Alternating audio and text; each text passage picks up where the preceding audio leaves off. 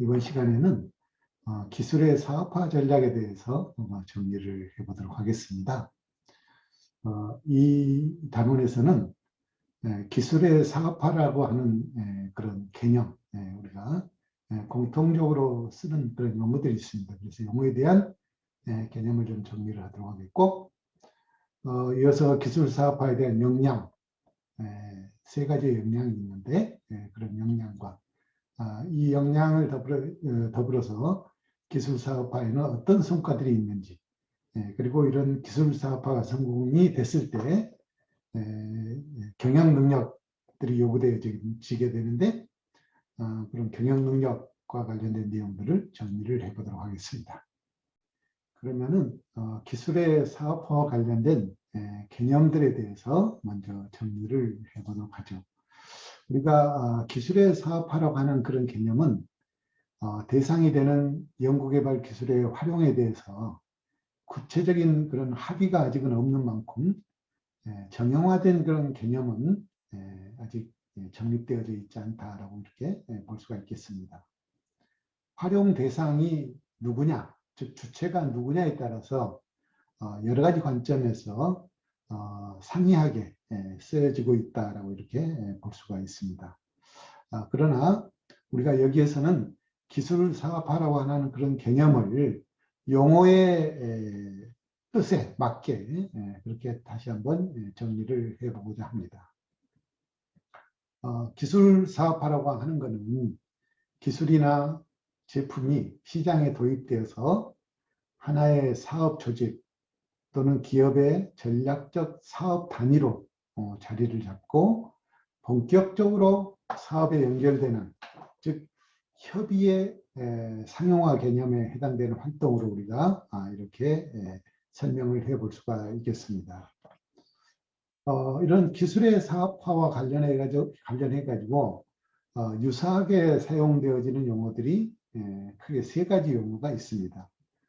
화면에서 보시는 바와 같이 상용화라고 하는 그런 용어가 있고, 실용화라고 하는 그런 용어가 있고, 또 기업화라고 하는 이런 용어들이 있습니다. 이런 용어들에 대한 내용들을 하나하나 좀 정리를 해보도록 하겠습니다. 상업화라고 하는 개념은 우리가 크게 범위를 세 가지 정도의 범위로 나누어서 생각을 해볼 수가 있겠습니다. 가장 넓은 의미로 생각해 볼 수도 있겠고, 또 반대로 가장 좁은 의미로도 생각해 볼 수 있겠습니다. 그리고 그 중간 영역에서도 우리가 생각을 해볼 수가 있는데, 먼저 상용화라고 하는 개념을 넓은 의미, 즉 광의 개념에서 우리가 설명을 해본다고 하면, 상용화라고 하는 것은 연구개발 계획의 수립과 또 아이디어의 창안을 통해서 연구개발 및 기술을 개발을 하고, 그 개발된 기술을 바탕으로 해서 새로운 공정, 또 새로운 제품, 또 기존 공정과 제품을 개량함으로 인해서 시장에서 제품의 수명 주기를 연장하거나 또는 새로운 그런 수명 주기를 창출하는 것, 이와 관련된 것들을 우리가 넓은 의미의 개념에서의 상용화다라고 이렇게 정의를 해볼 수가 있겠습니다. 두 번째로는 중간 정도의 개념에서의 상용화라고 하는 그런 개념을 보면은요, 연구 개발된 그런 기술의 이전을 통해서 시제품을 제작을 하고 또 엔지니어링 기술과 결합하는 단계, 구체적으로는 시장 도입의 전 단계에 이르기까지의 활동을 우리가 중간 개념에서의 상용화다라고 이렇게 의미를 해석해 볼 수가 있겠습니다. 세 번째로는 좁은 의미의 개념에서의 상용화라고 우리가 의미를 부여해 볼 수가 있을 것 같은데요. 좁은 의미에서의 상용화라고 하는 것은 제품의 개발에 있어서 자체 연구 개발이나 또는 외부 조사를 통해서 획득한 그러한 새로운 기술들을 생산활동, 즉 엔지니어링, 또 제조 공정 활동에 투입해서 대량 생산을 통해서 제품을 생산하고 시중에 판매하는 그런 개념들을 우리가 좁은 의미의 개념에서의 상용하다라고 이렇게 얘기를 해볼 수가 있겠습니다.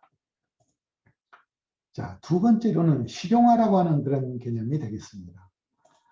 실용화라고 하는 것은 제품의 수명주기나 또 기술 수명주기와 관련해서 실질적으로 기술이나 제품의 시장 도입 여부와는 관계없이 얼마나 이용자들에게 실질적으로 사용되어지고 있느냐, 즉 고객들로 하여금 실제적으로 이용할 수 있는 여부를 강조하는 그런 측면에서 우리가 실용하다라고 이렇게 볼 수가 있겠습니다.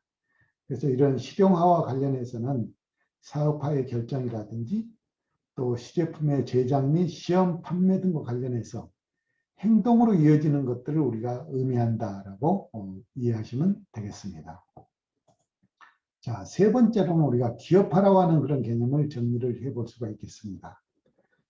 기업화라고 하는 것은 연구 개발을 통해서 창출된 그런 기술 또 제품이 시장에 직접 도입이 되고 영리를 창출함으로 인해서 기업으로 하여금 장기적인 어떤 경영 전략을 가지고 접근할 수 있게 하는 그런 과정을 우리가 기업화다라고 이렇게 볼 수가 있겠습니다. 그래서 이런 기업화의 관점에서는 기술의 채택, 또 상품의 생산, 마케팅 활동 및 시장 개척 활동 등이 바로 여기에 해당되는 활동들이다라고 볼 수가 있겠습니다. 이어서 기술 사업화의 역량에 대해서 알아보도록 하겠습니다. 기술 사업화의 역량에는 크게 우리가 세 가지를 볼 수가 있겠는데요. 제품 개발 역량, 또 프로젝트 관리 역량, 그리고 마케팅 관리 역량, 이렇게 우리가 세 가지를 정리를 해보도록 하겠습니다. 첫 번째로 제품 개발 역량이 되겠습니다. 제품 개발 역량이라고 하는 것은 제품의 설계에서부터 시장 도입을 위한 제품 준비를 포함한 일련의 활동들을 우리가 제품 개발 역량이다라고 이렇게 볼 수가 있겠습니다. 여기에는 생산 시스템을 통한 예비적인 설계, 또 시스템의 구축, 테스트 마켓 및 또 제품의 타당성 검토라든지 제품 및 생산 시스템의 보완, 또 마케팅을 통한 그런 시험적인 성능 평가와 더불어서 성능의 입증, 또 생산 개시 및 시장 출하의 연속적인 과정들을 우리가 제품 개발 역량 속에 넣어서 볼 수 있겠다 생각합니다. 제품 개발 프로세스라고 하는 것은 업무 수행을 하는 부서의 관점에서 아이디어의 개발, 또 R&D 부서, 엔지니어링 관련 부서들, 또 생산, 마케팅 부서들, 이를 통해서 제품을 개발하는, 생산하는 이런 과정들을 우리가 제품 개발 프로세스다라고 이렇게 이해를 할 수가 있겠습니다. 자, 두 번째로는 프로젝트 관리 역량이 되겠습니다. 프로젝트 관리 역량이라고 하는 것은 보유 기술을 활용해서 신제품을 개발 후에 시장에 진입하기까지의 하나의 과정들을 우리가 프로젝트 관리 역량이다라고 이렇게 볼 수가 있겠습니다. 이 프로젝트 관리 역량은 세상에 충족되지 않는 그러한 여러 가지 고객들의 욕구들을 한눈에 알아볼 수 있고 찾아낼 수 있는 것들이 바로 이 프로젝트 관리 역량이다라고 볼 수가 있겠습니다. 소비자가 미처 기대하지 않았던 그런 요소들을 숨겨진 니즈를 발굴을 하고 또 디자인을 아주 미학적으로 디자인을 구성을 하고 거기에 상품의 의미와 가치를 부여하는 등 이런 일종의 활동들에 있어서 다른 경쟁 기업보다도 한 발 더 앞서 나가는 그런 과정들이 바로 우수한 프로젝트 관리 역량을 가지고 있는 하나의 과정이다라고 이렇게 볼 수가 있겠죠. 더 나아가서 단순하게 제품의 개발이나 또 연구 개발 프로젝트의 프로세스를 개선하는 것뿐만이 아니고 프로젝트를 조직화하고 팀원을 선출을 하고 또 각 기능 부서들의 협력을 꾀하는 것까지도 우리가 프로젝트 관리 역량이다라고 이렇게 볼 수가 있겠습니다. 그래서 프로젝트 관리 역량은 크게 5가지의 과정을 우리가 구분을 합니다. 그 5가지의 과정들을 보면은 첫째, 프로젝트 및 제품 개발 컨셉을 정의하는 시작 단계가 있고, 그 다음에 프로세스의 기획을 포함한 그런 세부 요인들을 찾아내는 그런 단계, 즉 프로젝트 목적의 정의 단계다라고 이렇게 얘기를 하죠. 그리고 세 번째로는 정보 확보나 관련 팀 간의 정보 공유 및 협조 체제를 통해서 자료를 수집 분석하는 단계. 그리고 네 번째로는 도출한 결론의 우선순위를 결정하는 그런 결론 및 제안의 단계. 마지막 5번째로는 도출된 결과물을 효율적으로 추진하기 위한 실행 및 추진 단계로 이렇게 우리가 구분해서 볼 수가 있겠습니다. 기술사업화 역량 세 번째로는 마케팅 역량이 되겠습니다. 마케팅 역량이라고 하는 것은 최첨단 시장에서는 성과 극대화를 위해서는 필수적인 그런 요소를 우리가 요소라고 생각할 수가 있겠습니다. 굉장히 마케팅 기능의 중요성이 강조되고 있는 그런 부분인데요. 이 마케팅 역량은 사업 성장의 원동력으로서 마케팅의 중요성을 강조하고 있고, 또 고객과의 관계성을 제고하면서 기술과 마케팅의 레버리지, 또 혁신축으로 의한 그런 시장 간파, 시장 지향형 비전과 가치를 강조하는 이런 역량이 바로 마케팅 역량이다라고 볼 수가 있습니다. 이어서 기술사업화의 성과에 대해서 정리를 해보도록 하죠. 기술사업화의 성과는 역시 3가지로 우리가 기술적 성과, 또 상업적 성과, 전략적 성과 이렇게 나누어 볼 수가 있겠습니다. 기술적 성과에는 신제품 개발의 소요 시간, 또 생산성, 제품의 품질, 그리고 목표의 달성, 이러한 요소들이 기술적 성과에 해당된다고 볼 수가 있겠고요. 상업적 성과에 있어서는 시장의 출시, 또 수익성, 시장 경쟁력과 같은 요소들이 바로 상업적 성과의 요소들이다라고 볼 수가 있겠습니다. 또 전략적 성과에 있어서는 새로운 기회를 탐색하고 모색하는 것을 우리가 전략적 성과의 요소라고 볼 수가 있겠는데, 각각의 요소에 대해서 하나씩 알아보도록 하겠습니다. 자, 기술적 성과에 있어서는 우리가 신제품 개발의 소요 시간, 또 생산성, 제품 품질, 목표의 달성, 이런 것들을 요소로 보았는데요. 신제품 개발 소요 시간이라고 하는 것은 제품 수명 주기가 짧아지고 있는 오늘날의 환경에 있어서는 매우 중요한 그러한 성과 변수가 될 수가 있겠습니다. 그러한 이유로는 경쟁자보다는 빠른 그런 시제품을 시장에 출시해서 시장에 독점적인 그런 위치를 제공해 주고 있기 때문인 것이죠.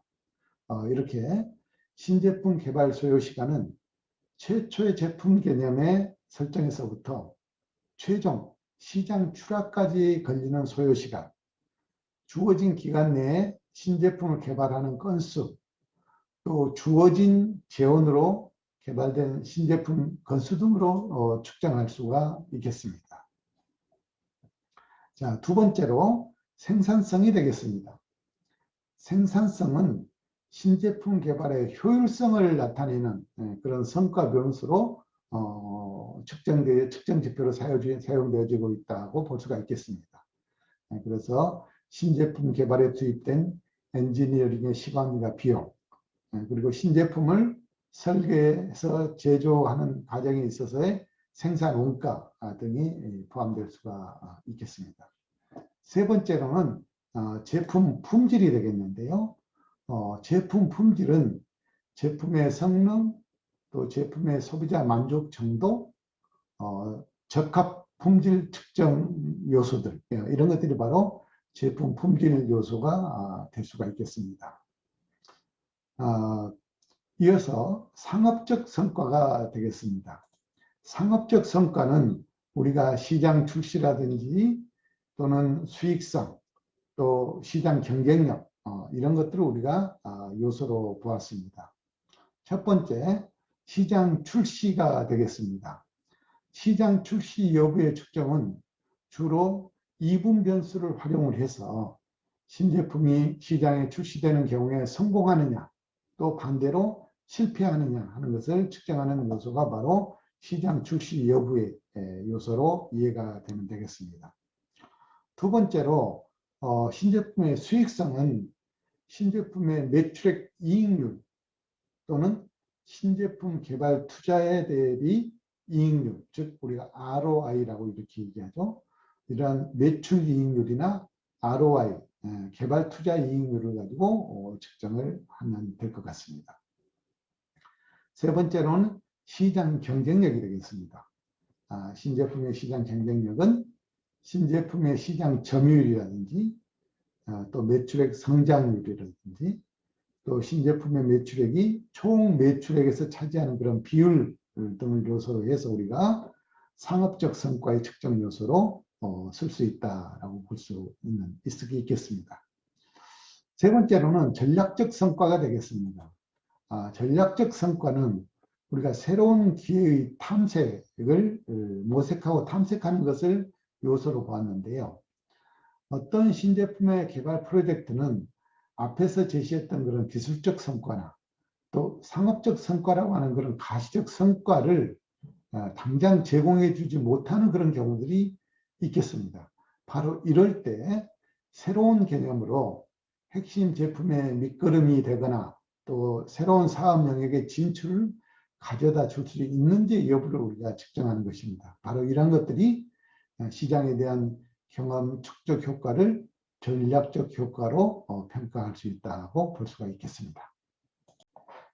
기술의 경영 능력에 대해서 우리가 보도록 하죠. 기술의 경영 능력이라고 하는 것은 미국 국립과학회의 어떤 그 개념 정리를 우리가 잠깐 좀 인용해 보도록 하려고 하는데요. 미국 국립과학회에서는 기술 경영을 조직의 목표를 달성하기 위해서 엔지니어링, 또 과학, 또 경험의 원리를 결합을 시켜서 기술 능력을 기획하고 개발하고 실행하는 활동을 바로 기술 경영 능력이다라고 이렇게 정리를 했습니다. 그리고 이러한 기술 경영 능력에 있어서는 주로 기술 전략 요소라든지 또 기술 프로세스, 기술 자산, 기술의 인력, 기술 조직, 또 리더십, 기술 R&D 기획, 기술 흡수 능력 이러한 요소들을 우리가 얘기를 하고 있습니다. 이렇게 기술 경영 요소에는 8가지의 주요한 요소들이 있다라고 볼 수가 있겠습니다. 이러한 요소들 하나하나에 대해서 우리가 정리를 해 보도록 하겠습니다. 첫 번째, 기술 전략이 되겠습니다. 기술 전략은 사업 전략과 유기적으로 연계되어야 한다는 것이죠. 또한 고객들에게 가치를 제공하는 것은 그러한 기술이면서 또 이를 확보하기 위해서 자체 개발 자원을 넘어 외부 고객, 기관, 또 경쟁사와도 긴밀한 그런 파트너십을 형성하는 것을 우리가 기술 전략이다라고 이렇게 볼 수가 있겠습니다. 자, 두 번째로는 기술 프로세스가 되겠습니다.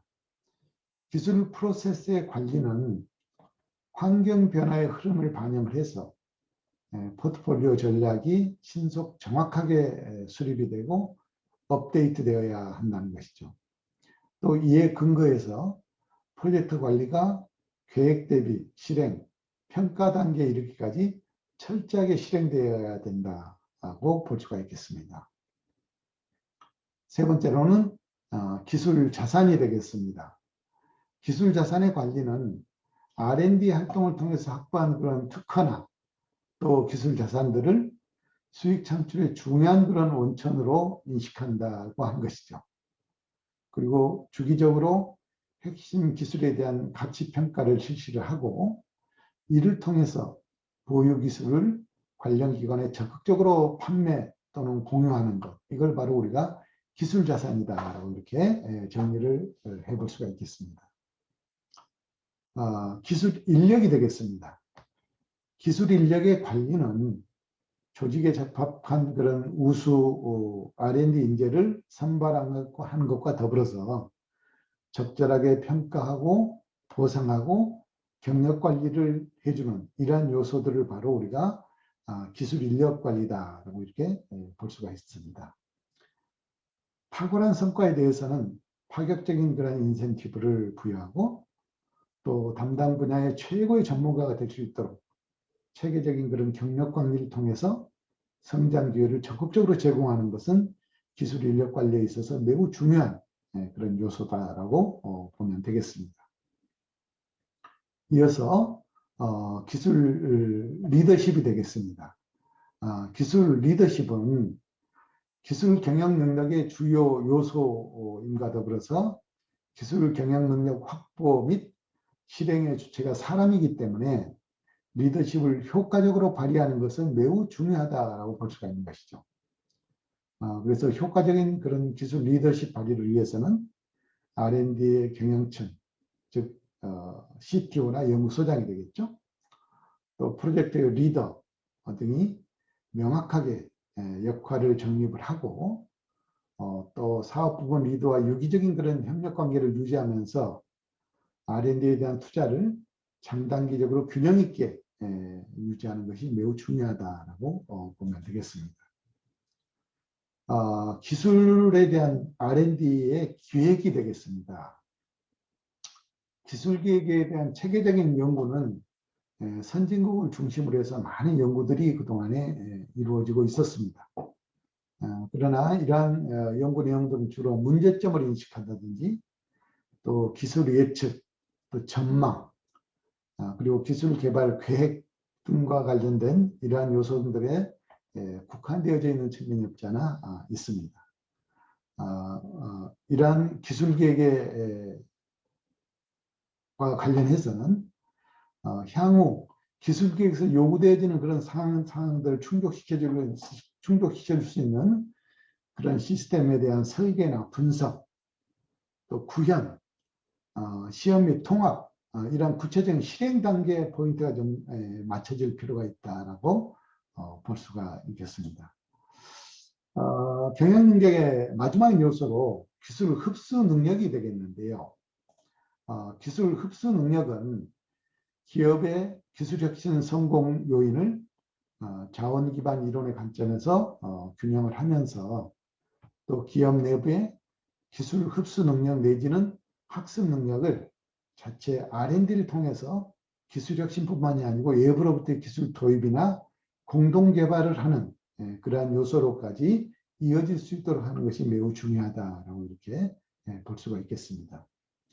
최근에 이렇게 급격한 변화들은 기술 환경하에서 기술 및 신제품을 개발하고 기업 내부의 아이디어 및 지식에 의존하는 이런 경우들이 많이 있는데 이러한 부분들은 외부의 유능한 그런 기술 흡수 능력의 틀 속에서 획기적인 그런 혁신들이 또 기술 경영 능력들이 향상될 수 있도록 유도해 나가는 것이 바람직하다라고 보여집니다.